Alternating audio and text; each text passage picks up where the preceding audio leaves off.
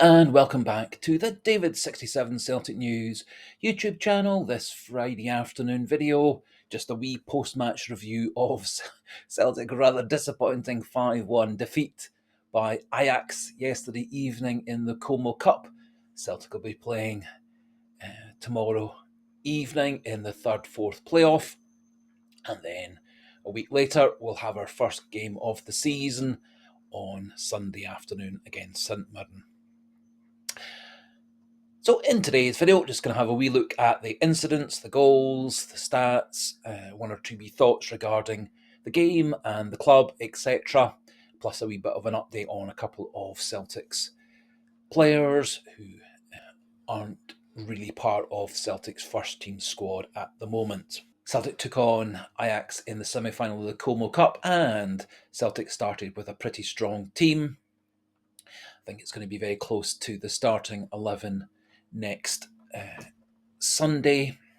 Kasper Schmeichel in goals, Antti and Ralston at right back, Dane Murray at right centre back, Liam Scales at left centre backs, Kieran Tierney left back. We had Nygren, Hatate and McGregor in midfield, Yang out on the right, Maeda out on the left, and Ida through the middle.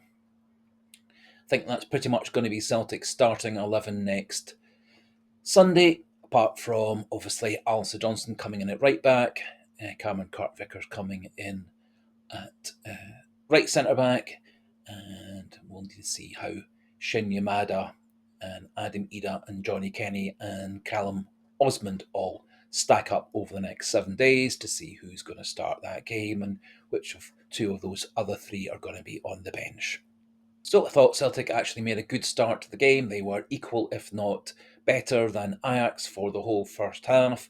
In the first half, Yang came very close, hitting the bar. Shortly after, Celtic defended poorly down their right-hand side. Some poor work by Ralston, the midfielders and the central defenders allowed Berghuis space at the back post, and he smashed Ajax 1-0 up. Celtic, however, got right back into the game. Lovely pass by Kieran Tierney that released Rio Hatate running from midfield. Good square pass from Rio Hatate, laid the ball on a plate for Yang, who, to give him credit, smashed the ball back across the goalkeeper to the far corner, and Celtic were 1-1. Ajax kept on threatening Celtic mostly down their right-hand side throughout the first half. However, Celtic managed to repel all the attacks for the first half, and indeed the best chance of the second part of first half went to Adam Ida, who also managed to hit the bar. And the Ajax goalkeeper also made a couple of very good saves during the first half as well. And on another day, with a wee bit of luck in your favour, Celtic could easily have been 3-1 up at half-time. Rodgers then took off probably two of Celtic's best three players from the first half. Kieran Tierney came off, Dane Murray came off, and I think those two had done a very good job in defence. Ralston and Scales not such good jobs in defence. On came Inamura at left back, and on came Carter-Vickers for his first game of the pre-season. He's been out for a couple of months since the end of last season, and also then having his knee surgery, and he did look rather ring rusty and slow and stiff and lacking match sharpness, but then it's to be expected in his first game back after 2 months of a layoff. Unfortunately, Celtic then conceded a goal to Ajax. Some poor defending down the right-hand side, let in one of the Ajax players who had a great shot, which was well saved by Kasper Schmeichel. However, Scales, Carter-Vickers and the midfielders were slow to react, and the rebound was then smashed away by Claessens to make it 2-1, and Ajax added 3 more goals. Again, some poor defensive play by Scales and Carter-Vickers. On several occasions, Celtic were very poor to clear their box. Also, a lack of pressurising from the midfielders and the central defenders to block off shots by the Ajax players, and admittedly the fourth and fifth goals were both brilliant shots by Ajax players, Bowman and Bonida. They were in essence pretty much unstoppable shots. Couldn't blame Kasper Schmeichel for any of those 5 goals. And overall, it was some rather poor coordination between Scales and Carter Vickers in central defence, some poor clearance of the box, and the midfielders um, not really doing their job to cut down space and pressurise the Ajax players, and Ajax players in general seemed a step or two ahead of Celtic to pretty much every free ball. Also in the second half, we did see a few other changes. Interestingly, Marco Tilio came on, James Forrest came on, Johnny Kenny came on, Arnie Engels came on, and everybody apart from Kasper Schmeichel and Liam Scales were substituted in the second half. And certainly the rest of the players all got a good run out. And Carter Vickers has got 45 minutes or so into his legs of gameplay and game time, which should see him in good stead for next Sunday's fixture. Suspect there'll be a bit of resting and rotation for tomorrow's game in the third, fourth playoff. Probably quite a few of the people who were on the bench will be the starters, and some of the players who were starters might end up coming on for the last 15-20 minutes or so. And I'd be particularly keen to see whether Alistair Johnson can put in a half, and whether Carter Vickers can also play a second half of football to boost his stamina and endurance and game fitness. One wee bit of confusion also was that Shin Yamada was listed as one of Celtic's substitutes and then withdrawn at short notice. It would appear that his UEFA registration hasn't properly gone through yet, but hopefully Celtic have got that all sorted out and he'll be eligible and registered to play in Saturday's game in the third, fourth playoff. And I'm actually quite keen to see how well he fits into Celtic. As he's played half a season or so far in the J League, he should be fully match fit and match sharp, and it's more just him getting used to his new teammates. I think in terms of players who get a lot of credit from yesterday's performance, I think Kieran Tierney and Dane Murray both played well in the first half. Benjamin Nygren played well for the whole time that he was on, and it was noticeable that when Carter Vickers and Scales took over in central defence, things did seem to break down. I thought Inamura did a fine job at left back. Wouldn't blame him for any of the goals. Anthony Ralston had a bit of a poor game. Cal McGregor, for me, hasn't really quite got back to the levels I'd be hoping for. But Benjamin Nygren, Rio Atati, Yang, and Maeda, I think, are all looking great. I think Adam Ira's just a wee bit ring rusty, needs to get his scoring boots back on. But I think he's making good runs, and on another day he would have got a couple of goals yesterday, was it not for a good save by the goalkeeper and the ball hitting the bar. Just the same as when we beat Sporting Lisbon 2-0 and beat Newcastle 4-0. I'm not particularly fussed about losing 5-1. I think these are just friendlies. These are just to warm the team up, get game time into players' legs, introduce a few players who are new to the club, or reintroduce, as the case was with Kieran Tierney, back to the club. Don't get too carried away if we beat two good, strong European teams 2-0 and 4-0, nor do I get particularly fussed about us losing 5-1 to Ajax, particularly as we did make quite a number of changes in the second half, and in normal times we would have had a fully fit Alistair Johnson, a fully fit Cameron Carter Vickers in central defence. We wouldn't have been taking off our two best defenders at half time in a normal game.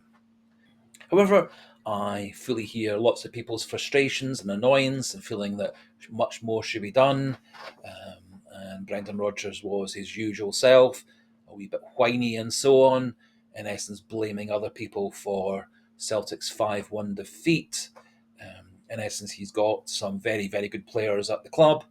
In essence, the team is very similar to the team that ended last season. Kuhn's gone, but Nygren's in the side. Adam Ida and Dyson Maida took over as the main striker from Kyogo. And so actually the side that we've got now and the backups we've got now are pretty much exactly the same as the ones we had for the second half of last season. And I don't think it's time to get too carried away or too pessimistic. And certainly looking through all the various different news sites and fan sites, a lot of people certainly seem to think that losing 5-1 in a meaningless friendly is the end of the world, and are calling for the board to be sacked and players never to play for Celtic ever again. And everybody is fully entitled to their opinion. Um, I've got a different opinion. Other people might have different opinions. And I think it's the great thing of being a Celtic fan and a football fan is sharing opinions, having different opinions and debating things and chatting and all being nice and respectful at the same time. As the main thing is, we want to see Celtic be as successful as possible. And I'm sure that's going to happen this season. I fully expect this season Celtic to get 2 or 3 trophies in Scotland and to do well again in the Champions League, hopefully reaching the knockout stage or maybe even going one stage further. And I do think with a couple of upgrades and a couple of improvements in the backup squad, I think Celtic certainly can do that.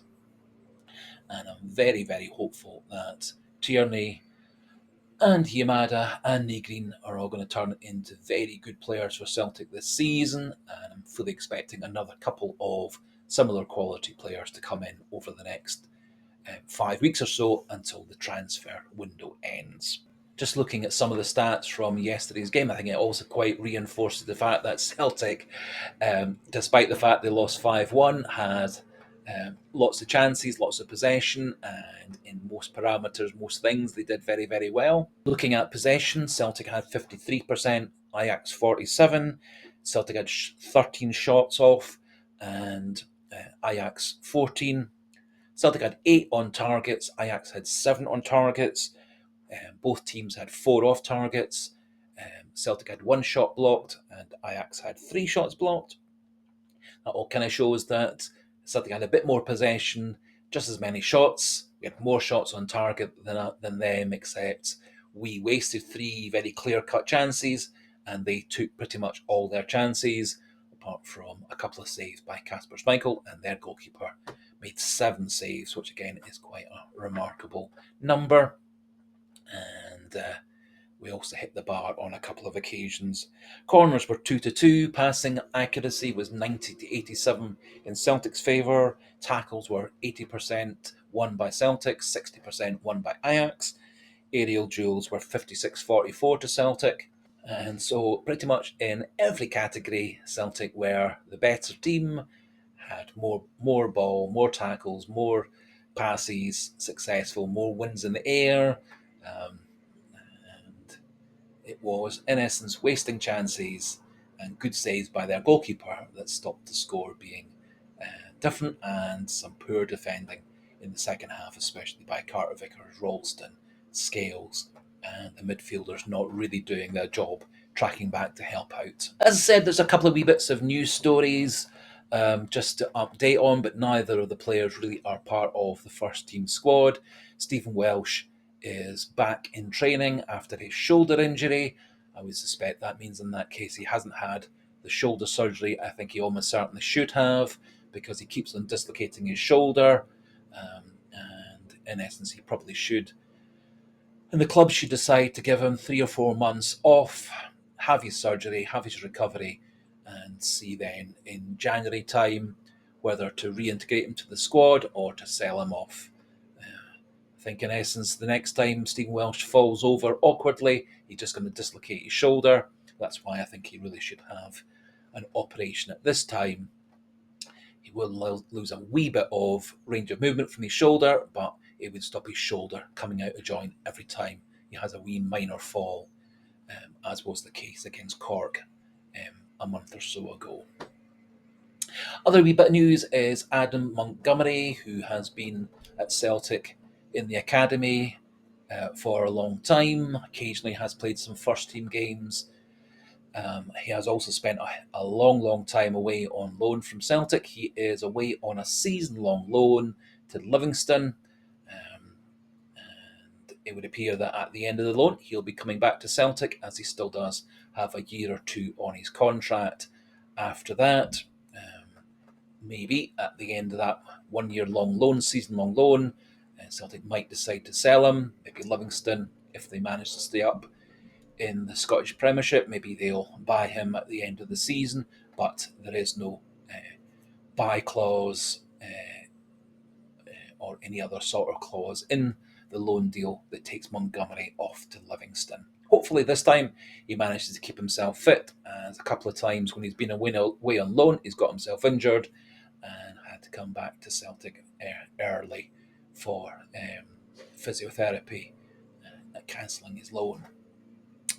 No real updates on any of potential transfers, no updates as of early Friday afternoon on any deals for Michel Onge-Barlaquisha, no updates on any deals for Lennon Miller, no updates on any deals for Jacob Broom, no updates on any deals for Etienne Yetu Kinku, the French central defender. In essence, to cut a long story short, no real progress on any players coming in. But I'm fully confident that over the next month or so, we'll have 2, 3, 4 players coming in to boost the squad, a bit more quality, upgrade a couple of positions, and some extra strength in a few other positions. Now that finishes things off for this Friday afternoon video. As we finish, just as we always would do, a wee polite suggestion, encouragement for all those not yet subscribed to the channel. Please do click that subscriber button, keep the numbers pushing up through 1,300. And as always, do feel free to put your pleasant, polite comments into the comment section so we can have a nice wee chat and debate. And as I've said a million times before, everybody is entitled to their opinions. I fully think every opinion is equally valued and equally valid, and sharing opinions is all part of the fun of being a Celtic fan and a football fan. So do feel free to use the comment section for a nice wee chat and debate, but do keep things pleasant, polite, respectful, etc. And so until the next video, goodbye and hail, hail.